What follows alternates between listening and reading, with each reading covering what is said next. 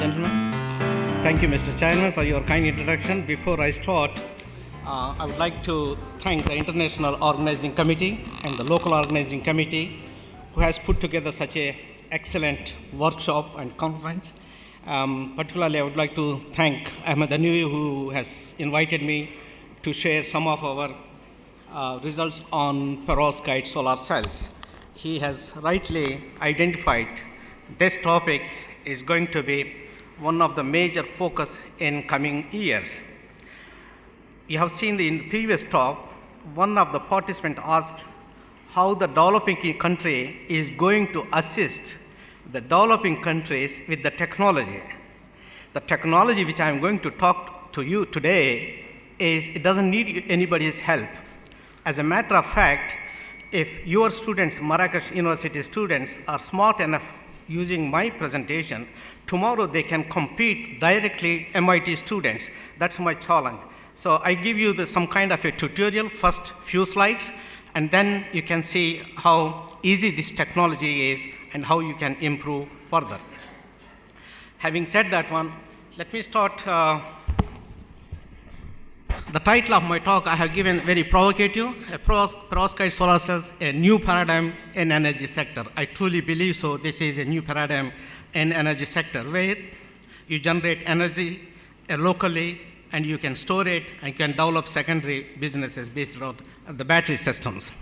So I'm working at EPFL. Anytime if you have any questions, you can send me an email. Within 4 hours, you will get my answer. So the material which we are talking is extremely simple. Methyl ammonium lead iodide. It's just like a sodium salt. It's a salt material. And this has a beautiful properties which I'm going to navigate to you. The one of the properties photovoltaics that I'm going to discuss now. The other hidden properties of this material is by changing this iodide, if I take the iodide as such a material, it gives you a red emission. If I change iodide to the bromide, it gives you a green emission. If I change the iodide to chloride, it gives me the blue emission. So the beautiful properties of this material is just changing the anion gives you different colors, 3 colors. This is 3 fundamental colors. Eventually, if I can combine these 3 colors to get the white light, then we can forget about this type of lights which you waste more than 90% of energy. So this is one possible application. And if you look at all your the electronic applications, the transistors, you will see one publication is just coming in advanced materials. This material are extremely useful for transistor applications that you will see in the publication. But I'm not going to discuss all these properties of these materials. Today, I will be focusing on the photovoltaics. So I'm also working in Korea as a world-class university professor, University of Brunei as a visiting professor, King Abdulaziz University as a visiting professor, and this is the stability data. This is a very important take-home message. Many people, they believe the perovskites are unstable. If we do correctly, the perovskites are highly stable. That's the take-home message. Based on my studies, you can see the take-home message. So this is our campus. This is a very nice campus located on the Lake Geneva. On the other side, we have Alp Mountains. So coming back to the perovskite, I have given a simplified configuration here. The perovskite, you have only 3 materials to care about. Electron transport materials, absorbing materials, hole transporting materials. If we have these 3 materials, and then you work about the interfaces. The perovskite solar cell is nothing but interfaces. Once if you understand the interfaces, and then your power conversion efficiency 20% is there. So that's what I try to explain for the students. They can grasp the knowledge which we have accumulated over the 3 years to see how we are manipulating these interfaces. So the talk runs like this. I first give you the deposition methods, the compositional engineering of perovskite layer. This is very important. And if you go to the labs and you do as in the literature, it's very difficult to reproduce. So in the perovskites, you have 3 tasks to identify: reproducibility, stability, toxicity. The third one is not in our hands, but the first 2 you can address. That's what you can see in my presentation. The molecular engineering of photon splitting material, this topic comes for the stability of the perovskite solar cells. And the stability is the last topic. Of course, this material initially discovered in IBM by David Mitchell in 1980s for optoelectronic applications. After 1980 till 2009, nobody bothered about this one except Professor Miyazaki from Tokyo University. He came up with replacing dyes in Dyson solar cell by perovskite pigment. The research started from there onwards. So this material has a beautiful properties. What are the beautiful properties? If you look at the absorption spectral properties of any materials, they have a different properties. But this material, it's a panchromatic. It absorbs from 400 nanometers to 800 nanometers. Simple material absorbs all the visible region. That's a beautiful property. The second important property for this application, if you look at the silicon solar cells, the thickness of silicon solar cell is 300 micrometers. To absorb, to attenuate all the light, you have to have a 300 micrometers thick. Your hair is 70 nanometers. Here the perovskite with the 300 nanometers, 300 not micrometers, 300 nanometers, you can absorb all the light, you can attenuate and then convert into electrons. That's a beautiful property. Another very interesting property which everybody, in any conference, the first question asked, why the perovskites are working so efficiently? The beauty of this material is the exciton. When you take any material, you put a photon, you create a positive and negative charge. They bind together. This is called exciton. This exciton binding energy, depending on the material, it requires some energy to separate them. In organic materials, it starts from 300 milli-electron volts. In perovskite solar cells, the moment you excite, at room temperature, you have electrons running in like a highway and positive charges running in another highway. So what you have to do is, you collect these negative charges and positive charges, providing correct interface. That's all you have to do, providing correct interfaces. That means you provide a LUMO level of the electron acceptor material so that electrons are pumped into the LUMO level of the electron acceptor materials, and the positive charges are collected into the HOMO level of whole transporting material, right?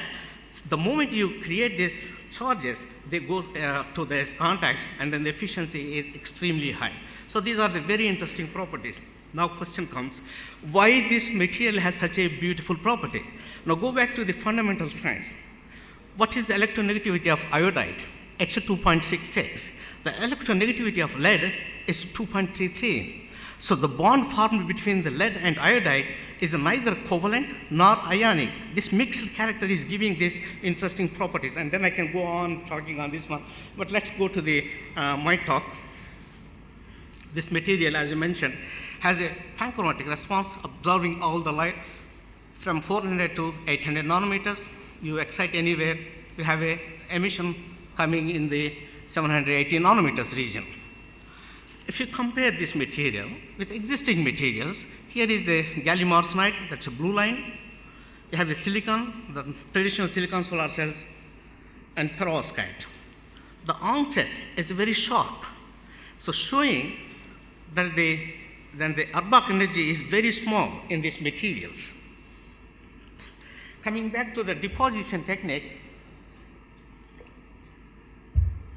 this is mostly for students, so there are several deposition techniques. I identified 4 which are very pertinent, and at the end of my talk, the take-home message is going to be one-step process. Why one-step process? The compositional engineering of this material requires to go for the one-step process. So going into the details, here you have a perovskite, that's a lead iodide, methylammonium iodide, 1:1 in DMSO, you spin coat, your cell is ready. So this technology is such an easy technology. In the beginning, the reproducibility of this one-step process is not very high. We developed sequential deposition. First you deposit lead iodide, followed by methylammonium iodide deposition, gives you the perovskite. Here the condition is the methylammonium iodide solvent should be, perovskite should be insoluble. So the solvent has to be orthogonal. The third method is sublimation. You take the 2 components in a chamber, you sublime at different temperatures, in the gas phase you form the perovskite. This is called sublimation technique. The fourth one is, first you deposit lead iodide, followed by methylammonium iodide by sublimation. Solution followed by sublimation technique. These are the 4 techniques. In the beginning, we thought this one is the superior, but today for students, the take-home message is one-step process is more superior and gives highly reproducible perovskite solar cell compared to other techniques. Coming back to the device architectures, there are 2 device architectures. One, NIP, where you shine the light from the contact. Here is the configuration. You have a conducting glass, the mesoporous TiO2 layer infiltrated the perovskite. On the top, you have a spiro or hole transporting material. And within this NIP configuration, you replace mesoporous layer by planar structure. So these 2 are giving very high efficiencies. The certified efficiency of the mesoporous structure is 22% efficiency, and this one is very close to 20%. Now, here we are collecting the electrons. If we change the material configuration in such a way, instead of electrons, if we collect positive charges, then it's called PIN configuration. So in the PIN configuration, the first thing which we developed in 2012 was having very thin layer of charge transport layers sandwiched of the perovskite layer. Here is a hole blocking layer or electron transport layer. Here is a electron blocking layer, hole transporting material. In this inverted configuration, the energy levels is shown here. The LUMO of the perovskite is well aligned the LUMO of your electron transporting material. The HOMO of the hole transporting material is well aligned with the HOMO of the perovskite. As I mentioned, the moment you shine the light, the charges are going like a highway. The positive charges are collected here, and the negative charges are collected here. With this such a simple configuration, we reported 12% efficiency. This is a sublimation technique. Followed by, came back to the solution process method, where we obtained 18% efficiency. Now today we have the same data with 20% efficiency. This work is just submitted. Now coming back to the compositional engineering of the perovskite. What does I mean by compositional engineering? If you look at the perovskite in the literature, what the people report is 1:1 mixing of lead iodide, methylammonium iodide. The problem is if you do exactly the way they have reported, it's difficult to reproduce high efficiencies. What we did, we went back to the lab. We took 1:1. The power conversion efficiency is 16% efficiency. We increased 5% excess of lead iodide compared to methylammonium iodide. The efficiency increased from 16 to 17%. We increased 10%, the power conversion efficiency increasing to 19% efficiency, further slowly decreasing and decreasing. So, the take-home message from this simple experiments, we also suffered from the reproducibility of the Koreans which have reported high efficiencies. We did a systematic study. The answer is yes, you have to have excess of lead iodide in your perovskites to get a reproducible data. That's what I'm going to show you. So the best efficiency is between 10 and 15% excess of lead iodide. The optimized data shows very close to 19% efficiency. Remember here, I'm not changing the cation, that's a methylammonium, the anion, iodide. So there are a lot of scope to modify the cations and as well as anions to get the higher efficiency. With the pure methylammonium iodide, we have reported 19% efficiency. Now the question is, the students can ask immediately, what the hell lead iodide is doing? What is its purpose? Where is it? These are the 2 questions that genuinely the students can ask. So the answer to these questions, we try to explain based on our data. So take-home message, the excess of lead iodide, what it is doing is, it's enhancing the crystal growth and the crystal morphology and the crystal size. The effect of excess lead iodide is enhancing the crystal size, crystal morphology, and crystal growth. That's one aspect. How do we know? From the XRD, you can find out that one. But then the second question is, where is it? We have a perovskite. Is it in the interface between the electron transport layer and the perovskite, or in the bulk of the perovskite, or in the interface between the whole transport material and the perovskite? To answer this question, we did a systematic study starting from 0 to 15%. And here is when you excite from the capping layer side, from the perovskite side layer, the laser which we are using, it cannot go beyond 40, 50 nanometers. So we are monitoring only very thin slices of the top layer. So this shows that as we increase the lead iodide concentration, the time resolved photoluminescence clearly shows there is no changes, showing clearly lead iodide is not there on the top layer. Fine. Is it from the bottom side? Now you can excite from the bottom side and see what is happening. Again, time resolved photoluminescence data clearly shows if you have a 0 to 20%, it's a decay is enhanced significantly. So now you have some information that from the bottom side excitation, that the excited state is decaying much faster, showing that the lead iodide can be localized around the interface between the TiO2 and perovskite. This is one supposition. Besides this one, the lead iodide also is doing surface modification, reducing the ground boundaries of this material. Now, to really understand this phenomena, we took the help of theoreticians. They exactly predicted that the excess of lead iodide is seeking at the interface between the perovskite and the TiO2. Chemically, you can anticipate the same thing because TiO2 is a Lewis acid, lead iodide is a Lewis base. So it's seeking the TiO2 surface. This is a theoretical analysis. You will find more details in the Chemistry Materials 2016. Is it real? Now, being an experimentalist, I don't want to believe only theoreticians. So what we did, we designed a new complex of lead iodide, which we treated with the TiO2, as shown here.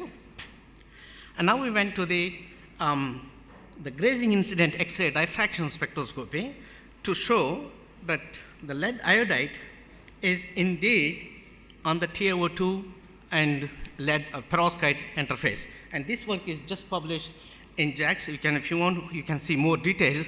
Because of the lack of time, I just switch and then continue going on showing the new data. So the take-home message is, based on our understanding at present, the excess of lead iodide is important to get the reproducibility. You will see in the next slide. And where is it located? It's in the interface between the TiO2 and the perovskite. So the influence is shown here. With lead iodide pre-treated electrodes, 19.5% efficiency, and without lead iodide, it's only 18% efficiency. And the here is again, we have shown the data, transient photoluminescence data. With lead iodide treatment, the quenching is significantly enhanced, and the reproducibility is quite good. Here, this is the pre-treated complex. The narrow Gaussian is clearly shown. This is untreated sample. The best efficiency is 19.5% efficiency. All so far, we are looking at the pure methylammonium lead iodide. If I change the methylammonium, now I come back to the basics. What is this methylammonium perovskite? What is the structure? In coordination chemistry, it's a tetragonal. Now, can I change the tetragonal towards more cubic? That's more symmetry. So by changing the methylammonium to formidinium, it tends to move towards the more cubic. So now the problem is, if I can have 100% formidinium, then we have two phases. As I mentioned, the perovskite is beautiful material. At the same time, they are worse materials. If I use formidinium, then I have two phases, delta phase and alpha phase. One is yellow, another one is more beautiful. So you need a combination of adjustments. So 60% of methylammonium iodide and 40% of formidinium, still I'm keeping iodide intact. And this gives you 15% efficiency. We reported this one in 2014, and followed by Sok and other people, they have reported 20% and 22% is more recent data based on changing the anion to bromide. 85% of iodide, 15% of the bromide. 85% of iodide and 15% of iodide with a 5% of cesium. So now we have entered into much more complicated situation. 3 cations, let's say 85% of formidinium, iodide, 15% of methyl lead iodide, and 5% of cesium iodide. Using this complicated recipe, because of this complicated recipe with the excess of lead iodide, the one-step process is much more advisable compared to the sequential method or sublimation method. So the reported power conversion efficiency from our lab is 21.17, and the stability is quite good, and shown here. This is with a triple cation, this is with a pure double cation. Now I come back to the other interface. So far I have talked about the interface between the TiO2 and perovskite. There is another interface, that's a perovskite whole transporting material. So if you look at the test configuration, you have a TiO2, perovskite, the spiro, that's a whole transporting material. So what we did, this is a perovskite, you have perovskite layer. Now on the top, we deposited another perovskite layer. This layer gives you another directionality, extracting only positive charges, blocking the electrons. So this way you enhance the positive charge. Yes. Okay, the time is coming, time is up. I have a other topic also to discuss. So what I will do, I just skip. This is very important configuration. So we just submitted this one. So the advantage of this one is you increase the power conversion efficiency 21.31 with the VOC is quite impressive, 1.16, and this high VOC is because of this thing. That's you're blocking a recombination at the interface by this material. So this section I very quickly skip or take it fast. So spiro is a very expensive material, synthetically very challenging, but it's a non-functionalized. So what we did, we functionalized this material with the sulfur groups. The idea here is you have a perovskite. In the perovskite, you have iodides exposed. So now you try to extract these positive charges as fast as possible. That I will show you one slide. The fastness is 200 femtoseconds. So in order to do that one, we incorporated functional groups so that this work, you can see more details in nature energy. This gives you very high efficiency. What I didn't talk about the other problem is hysteresis. And here the hysteresis also is reduced. The hysteresis is a different problem. That takes another half an hour, but let me just remind you, hysteresis is an issue in perovskite solar cells that you can address by functionalizing whole transporting material. That's a take-home message. We developed new whole transporting materials and characterized the efficiency is 19%, and this work also we published in Angan the Chemie in 2016. Here also we have a close to 18% with all the design having the sulfur groups to interact with the perovskites. The motive is, the take-home message for students who want to design new materials is try to see how this new material is interacting with your perovskite. That's the interface which you are trying to develop. Phthalocyanins, people who are wearing the blue jeans, they all know that this compound is there, and in Japan, in bullet trains, this is the compound which they use. This is a highly stable compound, you can burn it, they're very stable. Still, we can get very good efficiencies using phthalocyanin. A smart student can immediately recognize that here, this is a spirovometide, and this curve is with a spiro, with the phthalocyanin. You can see immediately lack of absorption in this region. It's because phthalocyanin absorbs in that particular region. So what we have, the next idea for the students or for the young researchers is to develop these materials which doesn't absorb in this region, so shift the absorption properties so more towards the near IR so that you can harvest all the light in the visible portion. The inorganic whole transporting materials, I come back to the one take-home message. You can develop material, and sometimes you can also have accidents. So this is the materials, and this is the similar type of material one of the students has designed, nitrogen. The efficiency is below 1% efficiency. You can see, even though nitrogen interacts with iodide, so the logic behind in this study is to show that there is always problems. You have to try to understand why this is. I can go on telling that stories, but this is a very busy slide. Forget about this slide. What I want to say from this data is, you have a perovskite, you excite, the electron injection process is in 200 femtoseconds, the hole injection process is in 200 femtoseconds. As long as you meet this criteria, your cell is working very well. If one of the process is much faster than the second process, then you activate the loss channels, that's a hysteresis. So the take-home message here is you have to come up with the interfaces which extracts positive and negative charges almost equal speed.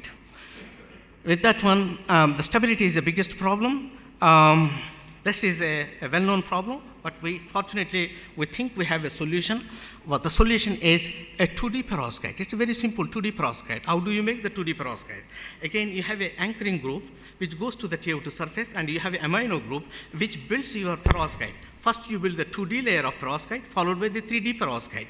What it gives you is 2D perovskite takes all the UV light, down converts to the lower energy, and that this interface you can stabilize. Here is with the 2D and 3D perovskite, using Spiro, we got 14.6% efficiency, but still the stability is coming down. It's not because of the perovskite, it's because of the Spiro attack. So how do we know that one? Well, you replace the Spiro attack and you put the carbon, which is a well-known material, and it stabilizes, and you can see 5,000 hours under 1 sun conditions without whole transport material. Carbon as a contact gives you 5,000 hours stability with the module of 10 by 10. Right? Now the question is, now you reverse engineer. Since the Spiro is decomposing, you come up with a new whole transport material that shows the more stability compared to Spiro, and then you gain your efficiency back from 14 to 20% efficiency. With that one, I would like to thank my co-workers and the funding agency and the group. Thank you for your attention. I will be happy to answer your questions.